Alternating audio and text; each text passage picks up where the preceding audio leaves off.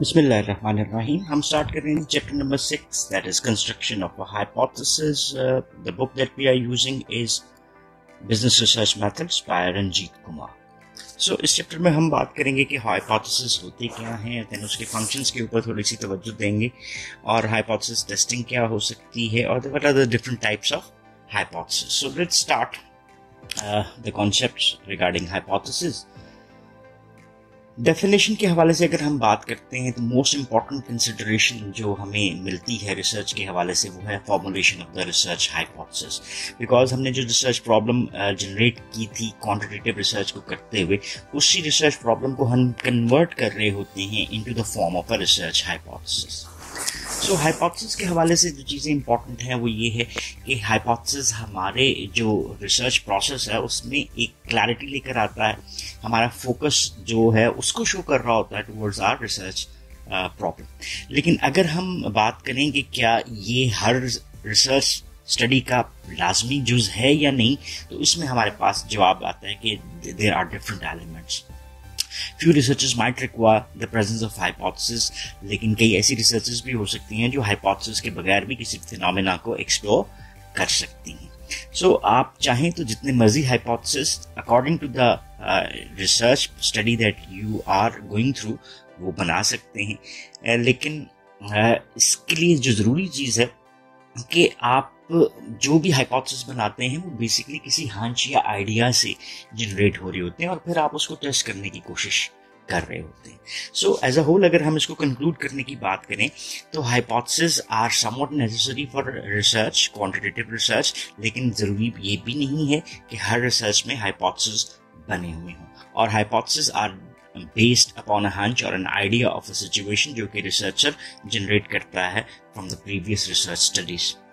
So importance of hypothesis की अगर हम बात करते हैं तो ये हमारे लिए इसलिए इम्पॉर्टेंट है कि हमारी स्टडी को ये डायरेक्शन देता है, स्पेसिफिसिटी देता है और हमारा फोकस जनरेट करता है हमारी स्पेसिफिक रिसर्च के ऊपर. अब हम इसको थोड़ा सा आगे लेकर चलते हैं और हम बात करते हैं कि what are the different definitions which are prevailing regarding hypothesis.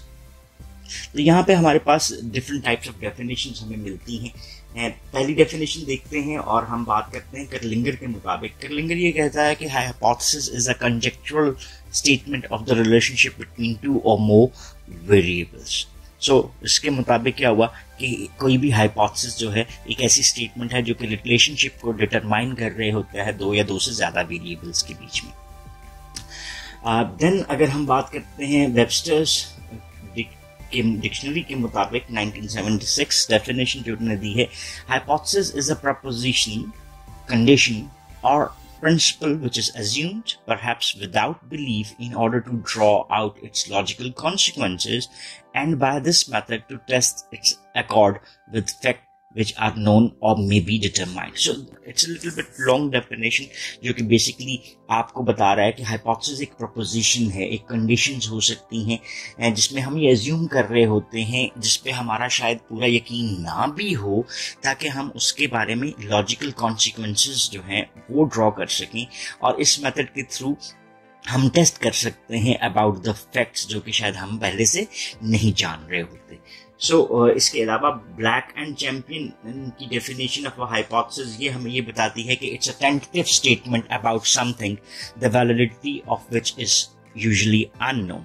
So this is a more simplest definition कि hypothesis is a tentative statement जिसकी validity हमें at time नहीं पता होती. एक और definition जो है वो बेली ने दी और वो बेली ये कहता है कि a proposition that is stated in a testable form and that predicts a particular relationship between two or more variables.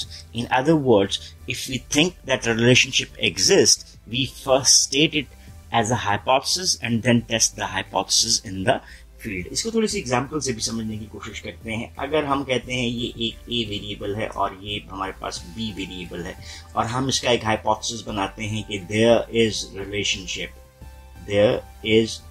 relationship between A and B, तो ये हमारी एक assumption जो है वो क्रिएट होगी, एक प्रोपोजिशन क्रिएट होगी which is a testable statement और ये दो वेरिएबल्स के बीच में ताल्लुक को बता रही है कि there is a relationship between A and V B variable. तो हम समझते हैं कि ये रिलेशनशिप एग्जिस्ट करता है, हमने इसको पहले स्टेट कर दिया हाइपोथेसिस की सूरत में, और फिर हम अपनी रिसर्च स्टडी के थ्रू इस को टेस्टिफाई करने की कोशिश करते हैं। ग्रिनल के मुताबिक एक और डेफिनेशन लेते हैं। According to the Grinnell, hypothesis is written in such a way that it can be proven or disproven by valid and reliable data. It is in order to obtain these data that we perform our study.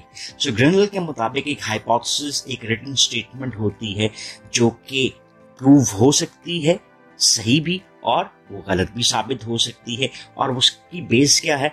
reliable data. और हम क्या करते हैं? हम इस data को acquire कर रहे होते हैं ताकि हम अपनी स्टडी को आगे लेकर चल सकें।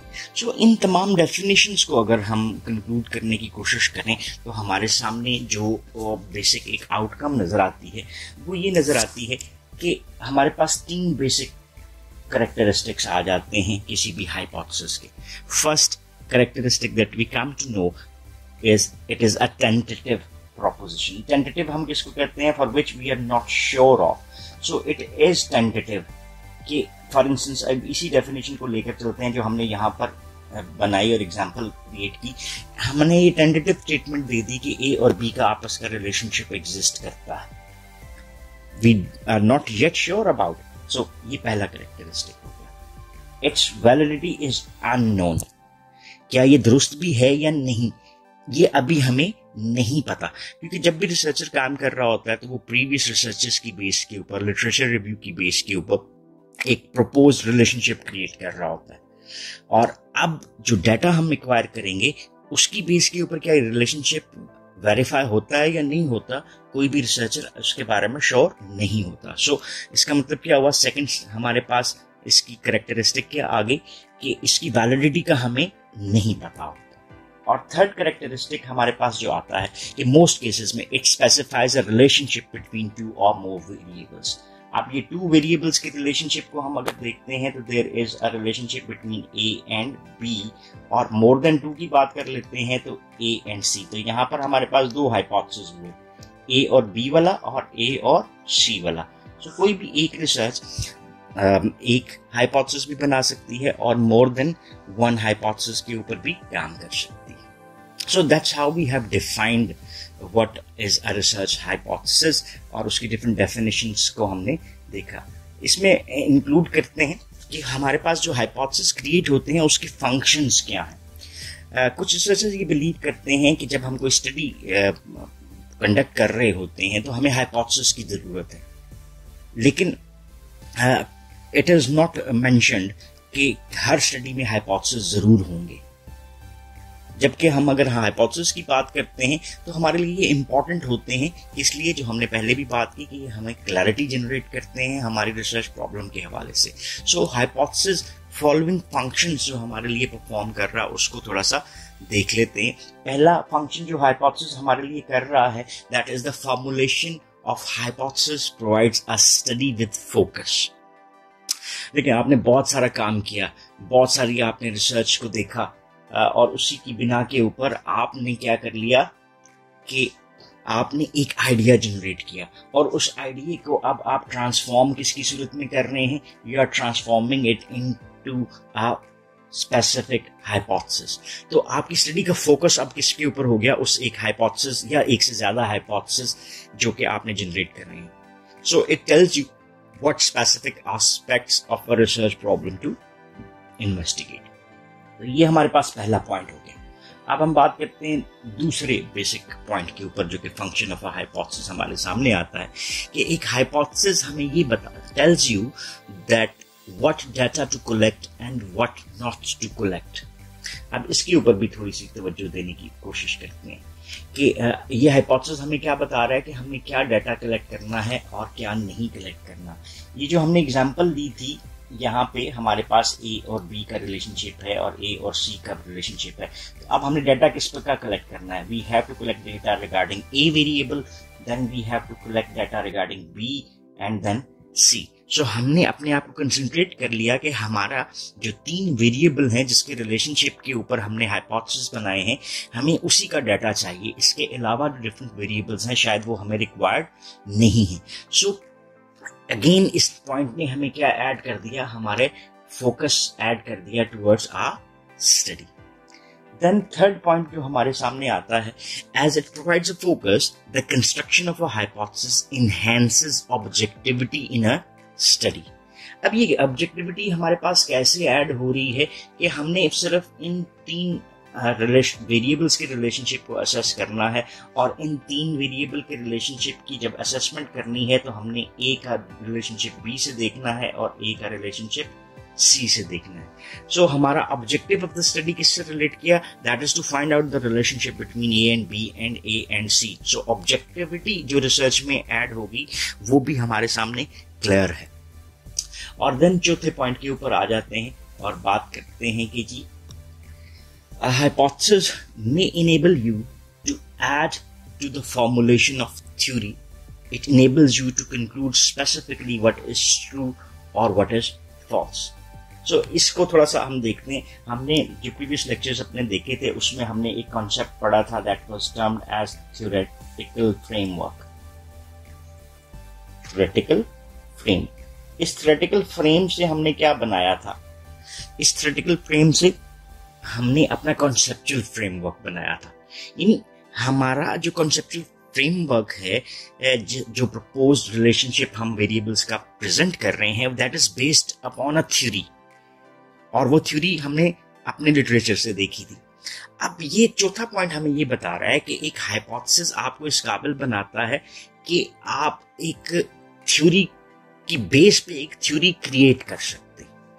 अब जो आपने जो प्रपोज किया वो उस थ्योरी में मॉडिफिकेशन भी हो सकता है, एक नई थ्योरी भी हो सकता है। So it will ultimately enable you कि आप चीज़ों को स्पेसिफिकली कंक्लूड कर सकें और उसी की बेस पे ये फाइंड आउट कर सकें कि क्या दुरुस्त है और क्या गलत है।